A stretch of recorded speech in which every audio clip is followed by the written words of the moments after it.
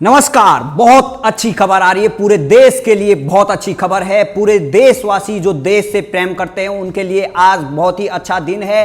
कल 15 अगस्त है, उससे पहले ही ये बहुत अच्छी खबर आई है, जिस खबर को सुनकर आप भी खुशी से झूम उठेंगे। आपको बता दें कि गृह मंत्री अमित शाह जी जो कोरोना पॉजिटिव थे, कोरोना से पीड़ित थे, अब उनकी रिपोर्ट नेगेटिव आ गई है। और ये खबर उन जिहादियों को, उन देशद्रोहियों को और कांग्रेस के उन नेताओं को और जेएनयू के उन गद्दारों को बड़ी मिर्ची लग जाएगी। उनको बहुत बड़ा झटका लग जाएगा कि जो तमाम दिनों से ऐसी दुआएं कर रहे थे, ऐसी मनोकामना कर रहे थे कि अमित शाह की हेल्थ और ख़राब हो जाए। वो ये कह रहे थे कि ईदी मिल गई है। तमाम इस तरीके के बयानबाजी अमित शाह को हेल्थ को लेकर पहले भी बताया गया था। कब एक फोटो को इस तरीके से वायरल किया था कि कहा था कि अमित शाह अब कुछ दिन के मेहमान हैं, उनकी हेल्थ खराब हो रखी है। लेकिन जिनको बचाने वाला ऊपर वाला होता है, जो देश के लिए और समाज के लिए काम करते हैं, उनकी हेल्थ को कोई बाल बांका नहीं कर सकता है।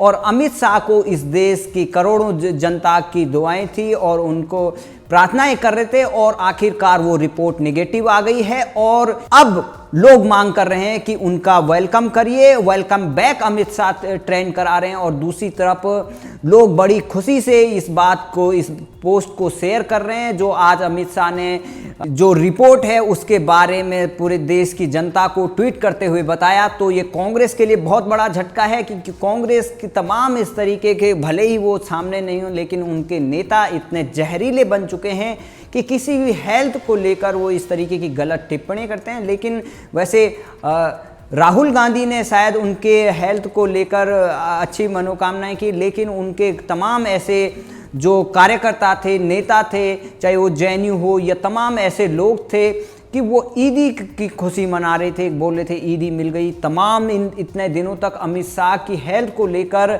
ये लोग इतने बौखला गए थे कि वो तमाम इस तरीके की बद्दुआएं दे रहे थे। लेकिन अमित शाह ने भी उस समय उस बात को लेकर कहा कि जब आपके विरोधी या दुश्मन आपके मरने की दुआएं करते हैं तो भगवान आपको और एज देता है, आपके स्वास्थ्य के लिए आप भगवान बचाने वाला होता है।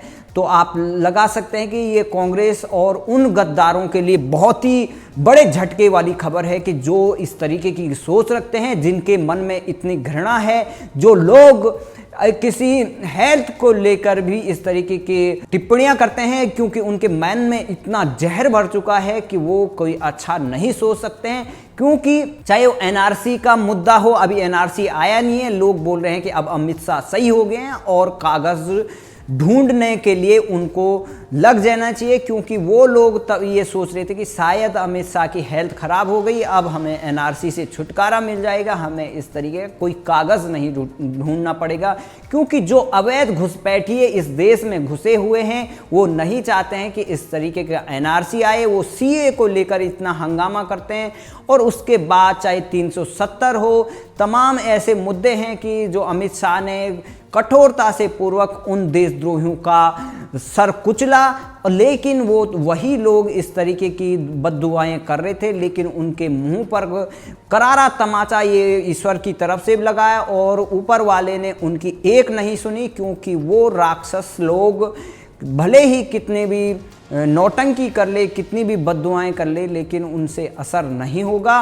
और वो लोग अब चुल्लू भर पानी में डूब मर जाएं, क्योंकि इस तरीके की जो घृणा है उनके मन में, वो इस देश को पीछे धकेलती है और समाज में गंदगी फैलाने का काम ये लोग करते हैं। कि जब कोई अगर राजनीति है, राजनीति की तरह उसको लो, लेकिन ये लोग खुले आम ट्विटर पर हो या अन्य माध्यमों से, जब अमित शाह गृह मंत्री की जो रिपोर्ट पॉजिटिव आई थी तो उसको ये खुशी से झूमे, ऐसा जश्न मना रहे थे जैसे शायद इनको क्या मिल गया होगा। लेकिन आज यही लोग शायद बहुत सारे तो खाना पीना छोड़ देंगे। इनके लिए ये इतनी बड़ी झटके वाली खबर है। तो किस तरीके से ये खबरें हैं कि आप देख सकते हैं कि अमित शाह को लेकर जब कांग्रेस की सरकारें हिलती हैं, वहाँ कांग्रेस की सरकारें गिरती हैं, तो वहाँ के विधायक भी अमित शाह का उनको डर रहता है कि कहीं आज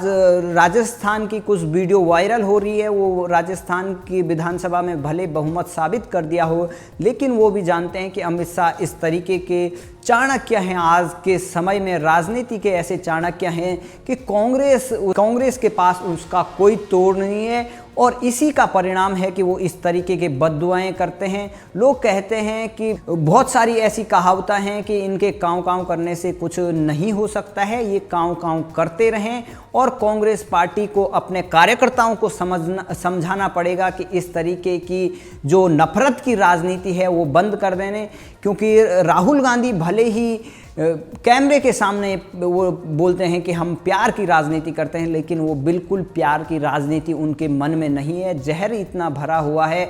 आपने देखा है कि राजीव त्यागी और संबित पात्रा की डिबेट होती है आज तक पर, और वो जब राजीव त्यागी को अटैक आकर वो उनकी मौत हो जाती, दुखद मौत हो जाती, उनकी मौत पर हमें भी दुख हुआ, लेकिन कांग्रेस पार्टी जिस तरीके से रणदीप सुरजेवाला ने उसको मुद्दा बनाया और कहा है कि ये संबित पात्रा की वजह से हुआ, किस तरीके की बातें कर रहे, लेकिन ये देख सकते हैं कि वो मौत पर भी राजनीति कर रहे हैं अपने वोट बैंक के लिए। तो किस तरीके का इनके मन में घृणा बसी है, और अमित शाह के लिए तमाम ऐसी चीज़ें कह रहे थे। संबित पात्रा अमित शाह की इस खबर को सुनकर काफ़ी खुशी से झूमे, और उन्होंने इस बात को भी ट्वीट किया।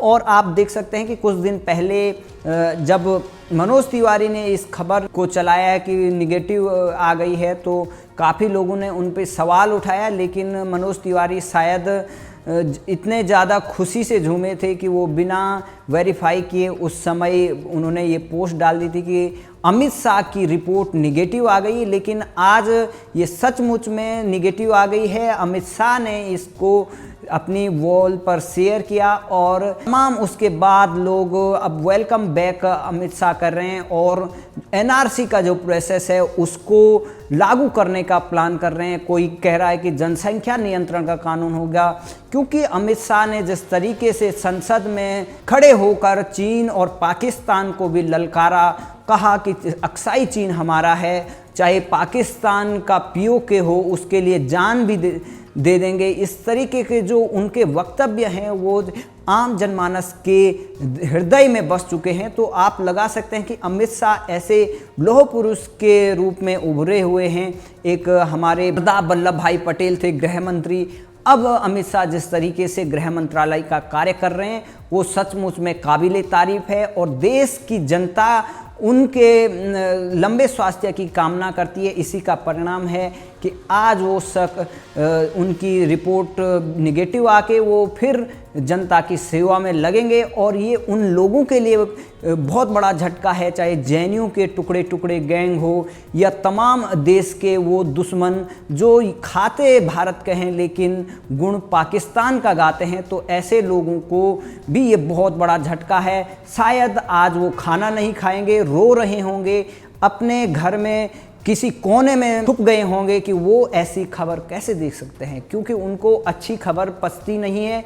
उनके दिमाग में इतना जहर है कि वो हर जगह निगेटिव देखना चाहते हैं।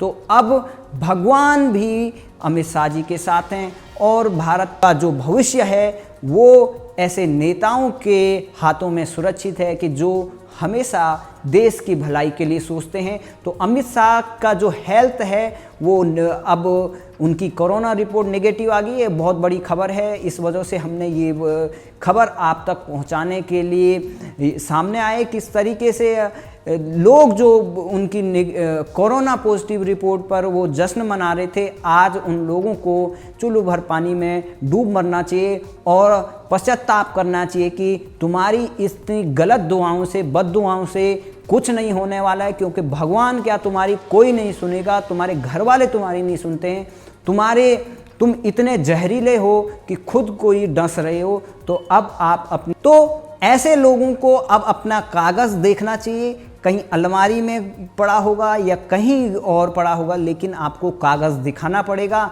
आप जो सोचते हैं कि हम कागज़ नहीं दिखाएंगे, हम सब कुछ देश को लूटेंगे, खाएंगे, आराम से रहेंगे, तुम्हारे ये बाप का हिंदुस्तान नहीं है। ये हिंदुस्तान इस देश के उन वीर शहीदों का है जिन्होंने इस देश को अपना सब कुछ न्योछावर कर दिया है। उन लोगों का देश है ये जो भारत में रहकर भारत विरोधी बातें करते हैं, उनके बाप का हिंदुस्तान नहीं है। अब कागज़ ढूंढ लीजिए, क्योंकि अमित शाह वापस आ चुके हैं और अमित शाह का डंडा अब चलेगा एनआरसी पर, और एनआरसी के थ्रू ऐसे घुसपैठियों को ढूंढ ढूंढ कर देश से निकाला जाएगा। तब इनको अक्ल ठिकाने आएगी कि एनआरसी और अमित शाह क्या चीज़ है। जय हिंद, जय भारत।